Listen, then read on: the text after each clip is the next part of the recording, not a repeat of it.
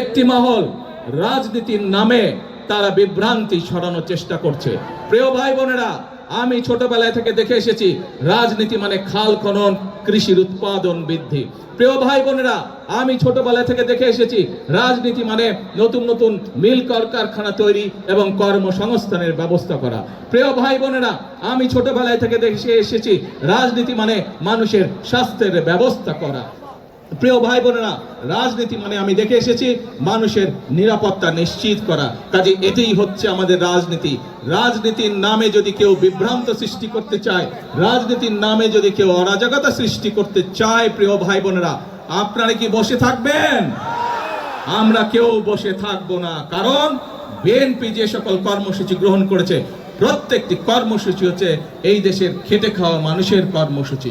সেই জন্যই আমরা আন্দোলন করেছি। আন্দোলনে বাংলাদেশের মানুষ লক্ষ লক্ষ হাজার লক্ষ মানুষ প্রাণ দিয়েছে, হতাহত হয়েছে। এখন আমরা ৭১ সালে যেমন দেশকে স্বাধীন করেছিলাম, আমরা ২৪-এর আন্দোলনের মাধ্যমে দেশকে স্বৈরাচার মুক্ত করেছি। এখন হচ্ছে আমাদের দেশ গঠনের পালা, এখন হচ্ছে আমাদের মানুষের ভাগ্য পরিবর্তনের পালা। কাজেই আমার এই রাজনীতির সাথে দেশের মানুষের ভাগ্যের পরিবর্তনের রাজনীতি, দেশ গঠনের রাজনীতি, এই রাজনীতির সাথে আপনারা কে আছেন? হাত তুলুন। আসুন আজকের এই জনসময় আমরা প্রতিশ্রুতিবদ্ধ হই। এখন সময় হচ্ছে কাজ করার, দেশ গড়ার, মানুষের ভাগ্য পরিবর্তন করার।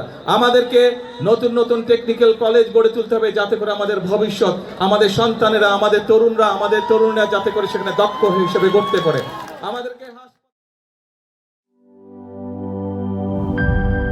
ভিটামিন ই ও সি সিরাম, ৮টি প্রাকৃতিক অয়েল সমৃদ্ধ লিলি সিরাম অয়েল, যা চুল পড়া কমায় মাত্র ৩০ দিনে।